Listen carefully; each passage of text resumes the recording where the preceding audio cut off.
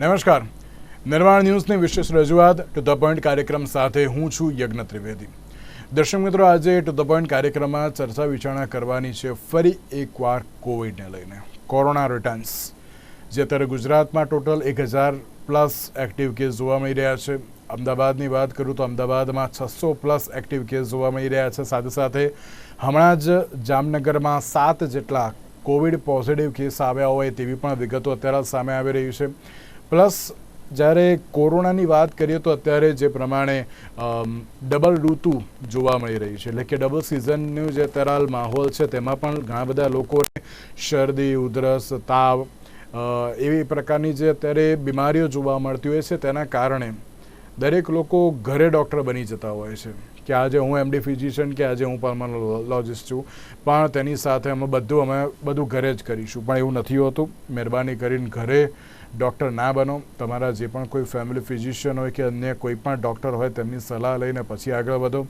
કોરોનાથી ગભરાવાની કોઈ બાબત નથી. JN.1 જે અત્યારે નવો વેરિયન્ટ જે જોવા મળી રહ્યો છે તે સમગ્ર વિશ્વમાં અત્યારે તો સ્પ્રેડ થઈ રહ્યો છે. શરૂઆત થાઈલેન્ડ અને સિંગાપોરથી જે જોવા મળી હતી ને ત્યારબાદ એટલે કે ગુજરાતમાં પણ જે કેસ સામે આવ્યા. સૌથી પહેલો કેસ જે ઇન્ડિયામાં જોવા મળ્યો તો બેંગ્લોરમાં, ને ત્યારબાદ અલગ અલગ કેસમાં જે વધારો જોવા મળ્યો, અને ક્યાંક એવું પણ જોવા મળ્યું કે ઘણા લોકોની travel history A out of ઇન્ડિયાની છે, અને તેના કારણે આ પ્રકારની પરિસ્થિતિ જોવા મળી રહી છે. તમામ મુદ્દાઓ પર આપણે ચર્ચા વિચારણા કરીશું. તમામ મુદ્દાઓ પર ચર્ચા વિચારણા કરવા માટે અમારી સાથે જોડી ગયા છે ડૉક્ટર શ્વેતા ગારગિયા, કે જેઓ પલ્મોનોલોજિસ્ટ છે, અને સાથે સાથે ડૉક્ટર ધર્મેશ ભટ્ટી આપણી સાથે જોડી ગયા છે, કે જેઓ એમડી ફિઝિશિયન છે. જે આ બંને સૌથી પહેલાં તો સ્વાગત છે. નમસ્કાર ધર્મેશભાઈ, જે પ્રમાણે ગુજરાતમાં 1000+ કોવિડના કેસ જોવા મળી રહ્યા છે, આપણે આ પહેલાં પણ એક ચર્ચા વિચારણા કરી હતી ને તેમાં પણ એક એવી બાબત સામે આવી હતી કે 33 જેટલા હોસ્પિટલમાં અત્યારે સારવાર હેઠળ પણ જોવા મળી રહ્યા છે. તો શું કહેશો સૌથી પહેલાં તો આ કોરોનાની જે આ રીએન્ટ્રી જોવા મળી રહી છે તેના લઈને? કોરોનાનું આપણે જે સૌથી પહેલા તો તમારા માધ્યમથી બધા લોકોને એક જ મેસેજ આપવા માંગીશ કે આ કોરોના વાયરસ, ઘણી વખત આપણે શું છે, પાસ્ટ એક્સપિરિયન્સ કોરોનાનો બહુ ખરાબ હતો, એના કારણે લોકો કોરોનાના નામથી પેનિકમાં આવી જતા હોય છે. પણ કોરોના વાયરસ થી જે અત્યારના જે માહોલ છે એમાં પેનિકમાં આવવાની જરૂર નથી. નો ડાઉટ એક્ટિવ કેસની સંખ્યા વધારે છે, પણ મોટા ભાગના પેશન્ટો છે જે આ ઓપીડી બેઝિસ ઉપર જ ટ્રીટ થાય છે, એટલે કે આઉટડોર પેશન્ટ ઉપર જ જેને દાખલ કરવાની જરૂર પડતી નથી. ઘણા બધા પેશન્ટો એવા છે કે જે દાખલ કરવા પડે છે, એમાં સામાન્ય ટ્રીટમેન્ટ દેવાની જરૂર પડતી હોય છે. કોઈને વધારે ઓક્સિજન દેવું પડ્યું હોય, કોઈને વધારે આઈસીયુમાં લાંબા સમય દાખલ કરવા પડ્યો, કે ન્યુમોનિયાની બહુ ગંભીર અસર હોય, એવા દર્દીઓની સંખ્યા અત્યારે ઘણી જ ઓછી છે. એટલે આપણે અત્યારે સૌથી પહેલા તો પેનિક થવાની જરૂર નથી. ડેફિનેટલી જે બાકીના વાયરસ છે અત્યારે આ જયારે ચોમાસુની શરૂઆત હોય અને ત્યારે ભેજવાળું વાતાવરણ છે ત્યારે એમ બી નોર્મલ વાયરલ ઇલનેસીસમાં વધારો પ્રમાણ જોવા મળતું હોય છે. અમે આ સિઝન દરમિયાન જે અપર રેસ્પિરેટરી ટ્રેક ઇન્ફેક્શનના પેશન્ટો એમ બી જોતા હોય છે, જે આપણે સામાન્ય ફ્લૂ કહેતા હોઈએ છીએ, ઇન્ફ્લુએન્ઝા કહેતા હોય છે. એ બધી વસ્તુઓ આપણે પહેલા બી પાસ્ટમાં બી આપણે જોયેલી જ છે. હવે કોરોના વાયરસ શું છે કે હવે બધી જગ્યાએ અત્યારે હોય, અને કોરોના વાયરસ કોઈ બી વાયરસ હોય, કોરોના હોય કે કોઈ બી ઇન્ફ્લુએન્ઝા વાયરસ હોય, એ પોતાની જે એની જીનેટિક રચના છે એમાં મ્યુટેશનના આધારે ફેરફાર કરતા હોય છે. એટલે એના નવા નવા વેરિયન્ટો આવતા રહેતા હોય છે. અને જયારે બી નવો વેરિયન્ટ આવે અને એ આપણી રોગ પ્રતિકારક શક્તિને થોડું બ્રીચ કરી જાય એટલે સામાન્ય ઇન્ફેક્શન આપણને લાગતું હોય છે. અને આપણે અત્યારે જે કરંટ વેરિયન્ટ જોઈએ છીએ એનું અત્યારે સ્પ્રેડ થવાનું જો પ્રમાણ છે એ થોડું વધારે છે. જે બાકીના વચ્ચે જે આપણે જોયું છે એના કરતા જે ઓલો વાયરસ છે 2021 પછી જયારે આપણે કોરોના જોઈએ છીએ તેમાં આનું સ્પ્રેડ થવાનું જે છે એ થોડું વધારે છે. અને WHO બી હજી આને વોચ કેટેગરીમાં જ રાખેલો છે. હજી આને એવો સિરિયસ છે એવી રીતે દર્શાવેલો નથી. It is right now under observation એવી રીતનો છે. કોઈ આની વધારે પડતી જે કહેવાય મોર્ટાલિટી રેટ વધારે છે કે જે અને સિરિયસ ઇલનેસ થવાની જે શક્યતાઓ છે એ એટલી બધી ક્યાંક ને ક્યાંક એટલી વધારે જોવા મળતી નથી. એટલે પેનિક થવાની જરૂર નથી. ડેફિનેટલી કેસીસ વધ્યા છે તો એમાં શું કરવાની જરૂર, તો કે સાવચેતી રાખવાની જરૂર છે. ખાસ કરીને કેવા વ્યક્તિઓને, કે જે વ્યક્તિઓ ઓલરેડી કોઈ બીમારીથી પીડાય છે, જે respiratory illness, underlying chronic respiratory illnesses હોય, જેમને ડાયાબિટીસ હોય, જેમને કિડની ડિઝીઝ હોય, જેમને હાર્ટ પ્રોબ્લેમ હોય, જેમને કેન્સર હોય, કોઈ ઇમ્યુનોમોડ્યુલેટર કે ઇમ્યુનોથેરાપી ઉપર હોય અથવા ઇમ્યુનોસપ્રેસિવ થેરાપી ઉપર હોય, જે ઓટોઇમ્યુન કન્ડિશન્સ વાળા દર્દીઓ હોય, આવા બધા દર્દીઓને ધ્યાન રાખવાની જરૂર છે. આવા બધા દર્દીઓને વાયરલ ઇન્ફેક્શન ના લાગે એની તકેદારી રાખવાની છે, અને આપણને આવડે જ છે ધ્યાન રાખતા, સોશિયલ ડિસ્ટન્સિંગ, હેન્ડ હાઇજીન અને માસ્ક, આટલી વસ્તુનું આપણે ધ્યાન રાખીએ. અને જો આપણને કોઈને ઇન્ફેક્શન હોય, કોઈ બી આપણને અપરિચિત ઇન્ફેક્શન જણાય, જેમાં શરદી, ઉધરસ, તાવ આવવો, શરીર તૂટ કળતર થવી, નબળાઈ લાગવી, શ્વાસમાં તકલીફ થવી, આવા કોઈ લક્ષણો જણાય તો તમે જેમ પહેલા કીધું તે જાતે ડોક્ટર બનવા કરતા તમારા જે ફેમિલી ફિઝિશિયન છે કે તમારા જે નજીકના ડોક્ટર છે એમને મળી અને એમની પાસેથી પ્રોપર ઇલાજ કરાવવો જોઈએ. અને સાથે સાથે તમને કોઈ ઇલનેસ નથી તો પોતાની ઇમ્યુનિટી બૂસ્ટ થાય એના માટે પૌષ્ટિક આહાર ગ્રહણ કરવો જોઈએ, હાઇડ્રેશન મેન્ટેન કરવી જોઈએ અને ભીડભાડવાળી જગ્યામાં જવું ટાળવું જોઈએ. બસ આટલી જ વસ્તુ કરવાની જરૂર છે. બાકી મારી દ્રષ્ટિએ કોઈ પેનિક થવાની જરૂર નથી. પેનિક થવાની કોઈ પણ જરૂર નથી. દર્શક મિત્રો, હું ફરી એકવાર કહું છું કે એવું ના સમજતા કે ના અત્યારે હાલ તો આ ડરનો માહોલ છે, હવે શું થશે, આપણે તો બધું પૂરું થઈ ગયું, ને એવું કંઈ ના સમજો.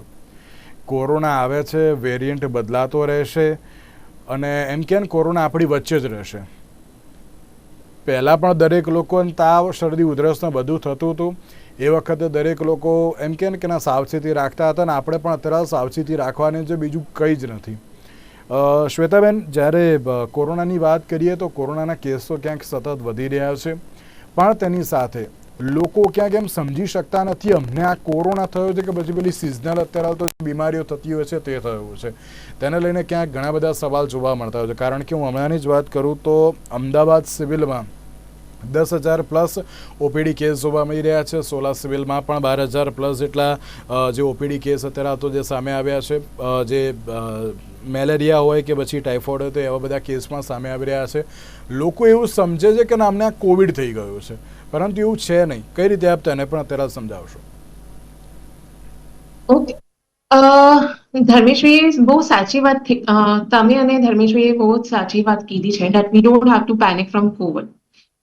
સૌથી પહેલા ડબલ સિઝનમાં પહેલા પણ વાયરલ ઇન્ફેક્શન્સ બહુ જ કોમન હતા. એવી રીતે જ અત્યારે પણ વાયરલ ઇન્ફેક્શન બહુ જ કોમન છે. તાવ આવવું, શરદી થવી, ઉધરસ થવી, it can be a part of normal viral infection. પણ ઇન કેસ કોઈને સતત તાવ રહેતો હોય, 3 દિવસ પછી પણ તાવ ઉતરતો ના હોય, શ્વાસની પ્રોબ્લેમ થતી હોય, તો પછી એમને જે પણ એમના નજીકના ડોક્ટર છે, એમડી ફિઝિશિયન, જનરલ ફિઝિશિયન કે પલ્મોલોજિસ્ટને બતાવીને કોવિડનું ટેસ્ટ કરાવવું જોઈએ. બિલકુલ બિલકુલ સાચી વાત છે. અને કોવિડ ટેસ્ટ પછી જ ક્યાં ખબર પડશે કે અત્યારે કયા પ્રકારની પરિસ્થિતિ છે. શ્વેતાબેન, પણ એક બહુ મહત્વનો સવાલ એ પણ કે ઘણા સમયથી જો ખાંસી આવતી હોય, કફ અત્યારે હાલ તો એમ કહેવાય ને કે ના ક્યાંક છૂટો ના થતો હોય એવી પણ પરિસ્થિતિ જોવા મળતી હોય, આ ઠંડુ પાણી પીધું હોય કે પછી અત્યારે જે એમ કહેવાય ને કે ના કોઈ ઠંડી જગ્યાએ, એટલે કે જે બરફ પડતો હોય કે બહુ વરસાદ બહુ બધો હોય એવી જગ્યાએ ક્યાંક હમણાં ફર્યા હોય અને કફ છૂટો ના થતો હોય, ઘણી બધી દવાની બધું કરાયું, તો એના માટે અત્યારે તો શું કહેશો કે એમણે અત્યારે તો કેવી રીતના આમ પ્રિકોશન્સ લેવા બહુ જરૂરી છે? જો કોઈને સૌથી મોટી વસ્તુ એ છે કે જેને પણ ટ્રાવેલની હિસ્ટ્રી હોય, કે કે ટ્રાવેલ કરીને આવ્યા હોય અને એમને તાવ, કફ છૂટું ના પડતું હોય કે શરદી, સતત શરદી રહેતી હોય, તો એમને કોવિડ થવાના ચાન્સીસ ખરી. સો જેમ કે મેં તમને જણાવ્યું કે 3 દિવસથી વધારે એમને તાવ રહેતું હોય, ઉધરસ ના મટતી હોય, સતત શરદી રહેતી હોય અને એમને ઘરે એન્ટી એલર્જીક ને એ બધી મેડિસિન્સ લઈ લીધી હોય, તો 3 અને દિવસથી આમાંથી કોઈ વધારે એક જ અત્યારે સિમ્ટમ્સ હોય, એટલે કે જો બહુ ખાંસી જ આયા કરતી હોય, તાવ કેવું કંઈ ના હોય, તો એના માટે અત્યારે કેવી રીતના પ્રિકોશન્સ લેવા હોય? જો સૌથી પહેલા કે તમને કોઈ પણ સતત ખાંસી રહેતી હોય તો સૌથી પહેલા તો પર્સનલ હાઇજીન મેન્ટેન કરવું જોઈએ. That is always use a mask.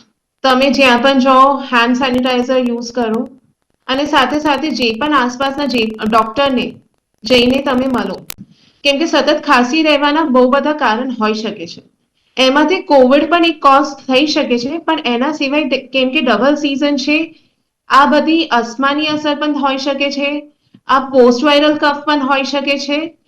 So multiple reasons હોઈ શકે છે સતત કફ રહેવાનું.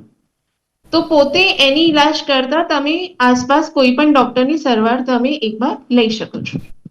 બિલકુલ સાચી વાત છે ધર્મેશભાઈ. આપણે જ્યારે એમ કહેવાય ને કે ના શરદી ખાંસીની તો વાત કરી અને તેની સાથે તાવની પણ વાત કરી, પણ ધર્મેશભાઈ એવી પણ બાબત અત્યારે હાલ જોવા મળી રહી છે કે ઘણા બધા લોકોને એવું પણ હોય છે કે ના અમે 2 દિવસ તાવ આવ્યો, પછી થોડી ઘણી શરદી હતી, 2 દિવસ પછી ના વાંધો આવ્યો, એકદમ નોર્મલ થઈ ગયા, 2 દિવસ બહુ સારું એવું થઈ ગયું, પછી પાછું 2 દિવસ અત્યારે હાલ તો જે જોવા મળ્યું, તો તેમાં પણ અત્યારે હાલ કેવી રીતના ધ્યાન રાખવું બહુ જરૂરી છે?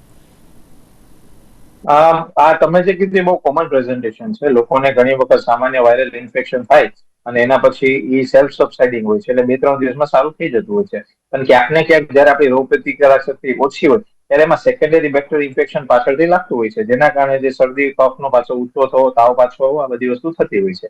એવા કેસમાં રિપોર્ટ કરીને જોવું પડે કે આ જે ઇન્ફેક્શન છે બેક્ટેરિયલ છે કે વાયરલ છે, કોવિડ છે કે નથી. તો એના આધારે ઘણી વખત આપણે એના ઉપરથી ઇલાજ કરતા હોય. ઘણી વખત જેમ શ્વેતાબેને કીધું કે ઘણા બધા કારણો હોય છે કફ આવવાના, એમ ઘણી વખત ઘણા અંડરલાઈન જેને લોકોને લંગ્સ પહેલેથી ડેમેજ હોય, સ્મોકિંગ કરતા, એવા લોકોને બી ક્રોનિક કફ રહેતા હોય છે. એવા લોકોને બી સેકન્ડરી ઇન્ફેક્શન લાગતું હોય છે, જેના કારણે ઉધરસ વધવી, આ બધી વસ્તુ થઈ જતી. ઘણી વખત ટીબી ના કારણે બી લોકોને લાંબા ગાળાની કફ ને આ બધી વસ્તુ થતી હોય છે.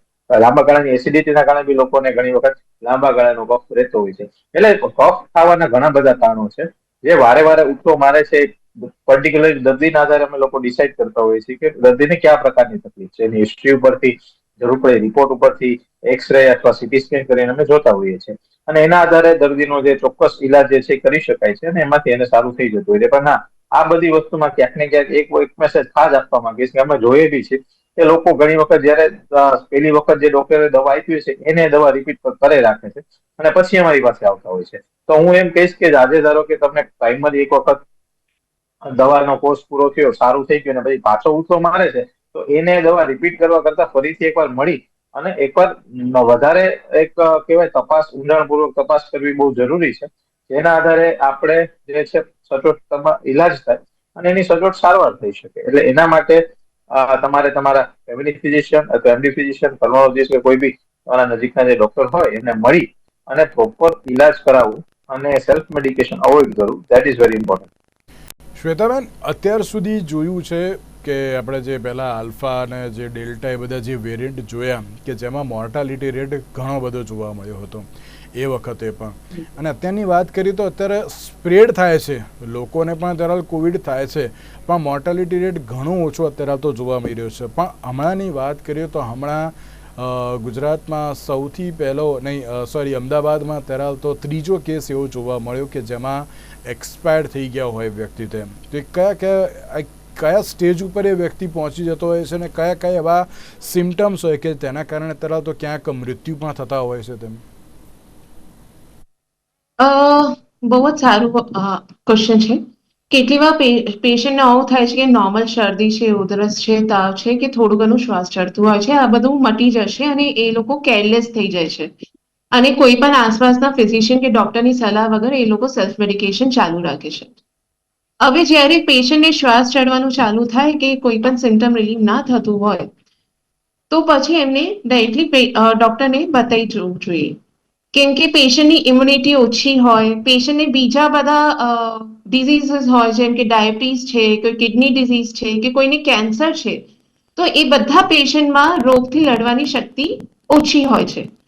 તો આનાથી જે ન્યુમોનિયાનું પ્રમાણ હોય છે એ વધી જાય છે અને આવા પેશન્ટ શ્વાસના લીધે આઈસીયુમાં એડમિટ થઈ શકે છે, વેન્ટિલેટર ઉપર થઈ શકે છે અને આવા જ પેશન્ટમાં એક્સપાયર થવાના ચાન્સીસ વધી જાય છે.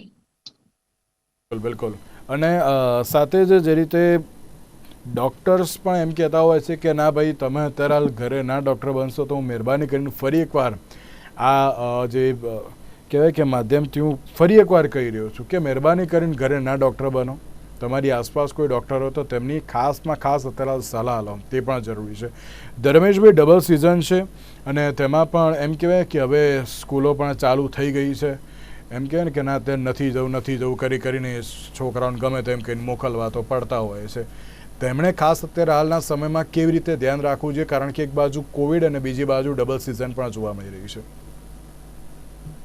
આ સિઝનમાં બહુ સાચી વાત છે કે આ સિઝનમાં આપણે વધારે વાયરલ ઇન્ફેક્શનનો, બેક્ટેરિયલ ઇન્ફેક્શનનો વધારે જોતા હોઈએ છીએ અને ક્યાંક ને ક્યાંક મચ્છરનો ઉપદ્રવ વધે છે, એના કારણે ડેન્ગ્યુ, મલેરિયા ચિકનગુનિયા આવા કેસીસ બી વધતા હોય છે. અને સ્કૂલોમાં જયારે એક સાથે ઘણા બધા છોકરાઓ ભણતા હોય તો અંદર કમ્યુનિકેબલ ડિઝીઝ છે એકબીજામાં સ્પ્રેડ થવાની શક્યતાઓ વધારે હોય છે. એટલે આ બધી વસ્તુઓ તો છે જ, પણ આપણે બી ને સ્કૂલે ના મોકલો એ બધી વસ્તુ કરવાની જરૂર નથી. Don't get panic. જે કરવાની જરૂર છે social distancing. Social distancing is very important. Distancing રાખે, હેન્ડ હાઇજીન રાખે, છોકરાઓને એજ્યુકેટ કરીએ કે હેન્ડ હાઇજીન કઈ રીતે પાલન કરવાની. આપણે મોઢાને, આંખને કે નાકને અડતા પહેલા હેન્ડવોશ કરવા જોઈએ, સેનિટાઈઝ કરવા જોઈએ, કોઈ બી વસ્તુ ખાતા પહેલા સેનિટાઈઝ કરવા જોઈએ. તો આ બધી વસ્તુનું ધ્યાન રાખવું જોઈએ. અને જેમ છીંક આવે, ઉધરસ આવે તેના જે આપણે એટિકેટ્સ છે કે મોઢું કવર કરવું જોઈએ, એ બધા એટિકેટ્સ ફોલો કરવા જોઈએ. સાથે સાથે બીજી એક વસ્તુ જે છે દેટ ઇઝ જે ન્યુટ્રિશનલ ડાયટ. તમારા ડાયટમાં ન્યુટ્રિશન ઉપર બહુ જ ધ્યાન દેવું જોઈએ. હાઈ પ્રોટીન, હાઈ ફાઈબર અને હાઈ વિટામિન યુક્ત ડાયટ લેવી જોઈએ, જેથી કરીને આપણી રોગ પ્રતિકારક શક્તિ છે બાળકોમાં સારી રહે. અને સાથે સાથે જે છે એનું હાઇડ્રેશન મેન્ટેન, એટલે પાણી પૂરતા પ્રમાણમાં પીતા હોય જોઈએ અને આરામ પૂરતો કરતા હોય. તો આ બધી વસ્તુનું ધ્યાન રાખીએ તો આપણી રોગ પ્રતિકારક શક્તિ સારી રહેતી હોય છે. જયારે રોગ પ્રતિકારક શક્તિ સારી રહેતી હોય છે ત્યારે આપણને કોઈ બી ઇન્ફેક્શન જયારે આપણા શરીરમાં પ્રવેશે છે તો આપણી ઇમ્યુનિટી એની સામે આપણને રક્ષણ આપે છે અને સિરિયસ ઇન્ફેક્શન થતા અટકાવે છે. એટલે આ જે સ્કૂલે જતા બાળકો છે, જેટલા બી પેરેન્ટ છે કે જેના ચિંતા છે, એને આપણામાંથી એમ એક જ વસ્તુ કહીશ કે પ્રિકોશન તમે રાખો, તમારા બાળકોને શીખવાડો અને એની સાથે સાથે બાળકોનું ન્યુટ્રિશન ડાયટ મેન્ટેન કરો અને હાઇડ્રેશન મેન્ટેન કરો અને પૂરતો આરામ કરાવો. આટલી વસ્તુ કરવાથી તમારા છોકરાને તમે ક્યાંક ને ક્યાંક આ બધા ઇન્ફેક્શન સામે રક્ષણ આપી શકશો, એની ઇમ્યુનિટી છે વધારી શકશો. સાથે સાથે જે કોઈ દર્દી, કોઈ બાળકને કદાચ તાવ, શરદી, ઉધરસ કે કઈ થાય છે તો એમને સ્કૂલે ના મોકલો, એમને એક 1 વીકનો રેસ્ટ આપો, જેથી કરીને જે કમ્યુનિકેબિલિટી હોય છે ડિઝીઝની કે કોઈ બી વાયરસ ઇન્ફેક્શન હોય એના શરૂઆતના તબક્કામાં એક દર્દીમાંથી બીજા દર્દીમાં ફેલાય છે. એ દરમિયાન જો કોઈ બાળકને આ રીતે કોઈ શરદી ઉધરસ હોય તો એને ઘરે રાખવા જોઈએ, એને આરામ આપવો જોઈએ, એને સ્કૂલે ના મોકલવો, જેથી કરીને એનું ઇન્ફેક્શન થી બીજા લોકોને ના લાગે. બસ આટલું કરવાથી આઈ થિંક આપણે આમાં ઘણું ધ્યાન રાખી શકીએ. શ્વેતાબેન, વૃદ્ધોને ખાસ કેવી રીતનું ધ્યાન રાખવું જોઈએ, અને પ્લસ જો હાઈ ડાયાબિટીસ હોય કે હાઈ બીપીની અત્યારે તકલીફ હોય તેમણે પણ અત્યારે તો કેવી રીતનું ધ્યાન રાખવું બહુ જરૂરી છે? જે ઓલ્ડ એજ છે અને સાથે જેમને હાઈ ડાયાબિટીસ, હાઈ બીપી કે કિડની ડિઝીઝ છે, એમની રોગ પ્રતિરોધક શક્તિ બહુ ઓછી હોય છે, ઇમ્યુનિટી પાવર બહુ ઓછો હોય છે. સો એમાં ઇન્ફેક્શન વધવાના ચાન્સીસ બહુ વધારે હોય છે. સો સૌથી પહેલા તો એમને પોતાની ડાયટ ને ઇમ્યુનિટી પાવર વધારવા માટે સ્ટેપ્સ લેવા જોઈએ, હાઇડ્રેશન મેન્ટેન કરવું જોઈએ અને એના સિવાય સોશિયલ ડિસ્ટન્સિંગ, હેન્ડ સેનિટાઇઝિંગ એ બધાનું ધ્યાન રાખવું જોઈએ. પાણી પુષ્કળ પીવું જોઈએ. ઇન કેસ બીજા કોઈને ઘરે કોઈ ઇન્ફેક્શન હોય, શરદી હોય, ઉધરસ હોય, તાવ હોય, તો એમનાથી થોડું ડિસ્ટન્સ મેન્ટેન કરવું જોઈએ. એ લોકો કે બહાર જતા હોય તો they should make a point કે એ લોકોને માસ્ક પહેરવું જોઈએ. આ બધું કર્યા છતાં એમને ઇન કેસ તાવ આવે, શરદી ઉધરસ થઈ જાય તો સેલ્ફ મેડિકેશન ના કરવું, આસપાસના ડોક્ટરની સલાહ લેવી. બિલકુલ બિલકુલ સાચી વાત છે. ફરી એકવાર એક જ બાબત જોવા મળી રહી છે કે તમારે ડૉક્ટરની સલાહ લેવી અત્યારે તો બહુ જ જરૂરી બની ગઈ છે. ધર્મેશભાઈ, જ્યારે ગુજરાતની વાત કરીએ તો ગુજરાતમાં અત્યાર સુધી 1000 જેટલા કેસો જોવા મળી રહ્યા છે. સમગ્ર ભારતની વાત કરીએ તો ભારતમાં 3જા નંબરે અત્યારે તો જે ગુજરાત આવી ગયું છે કોવિડ કેસમાં, જે સતત અત્યારે તો વધારો છે. તો આને અત્યારે રોકતા કેટલો સમય લાગી શકે તેમ છે? કારણ કે ચલો મ્યુટેશન તો અલગ અલગ જોવા મળી રહ્યું છે અત્યારે વાયરસનું. ક્યાંક એમ પણ જોવા મળી રહ્યું છે કે આ તો એક JN.1 અત્યારે પૂર્ણ થયું તો પછી કંઈક બીજું એ આવશે તેમ.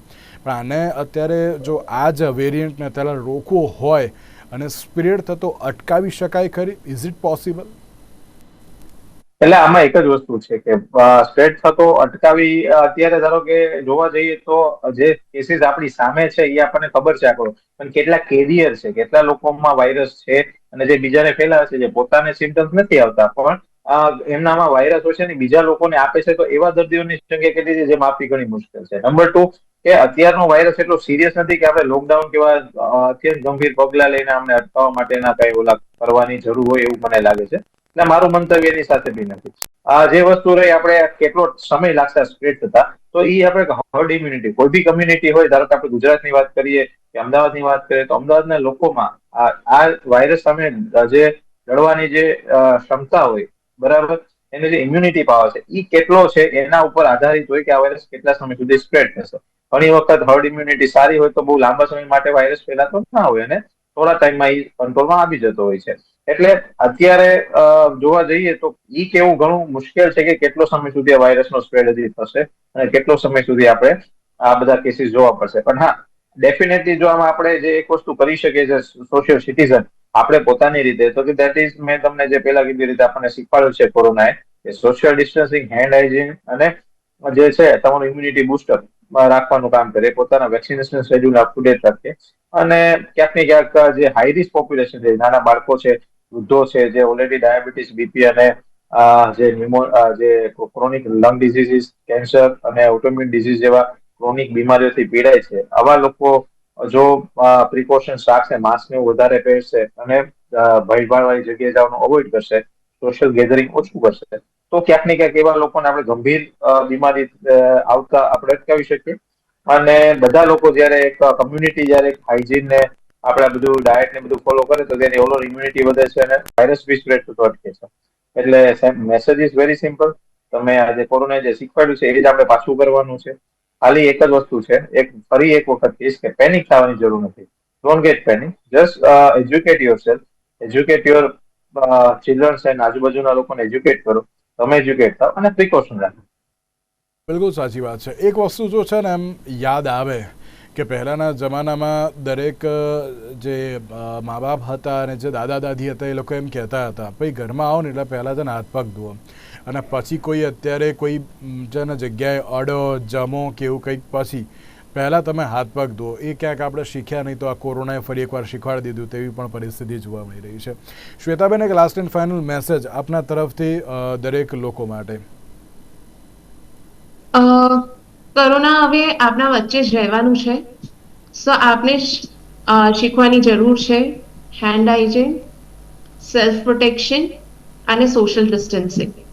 સો જે આપણે પૂર્વજે શીખવાડ્યું છે, જે તમે અત્યારે અમને યાદ અપાયું કે બહારથી ઘરે આવ્યા હોય તો હાથ ધોવાના, બહાર જતા પણ હેન્ડ સેનિટાઇઝેશનનું ધ્યાન રાખવાનું અને જે રેસ્પિરેટરી એટિકેટ્સ છે કે ભાઈ ખાંસી આવે, ઉધરસ આવે, છીકો આવે તો હેન્ડ હાઇજીન મેન્ટેન કરવાનું.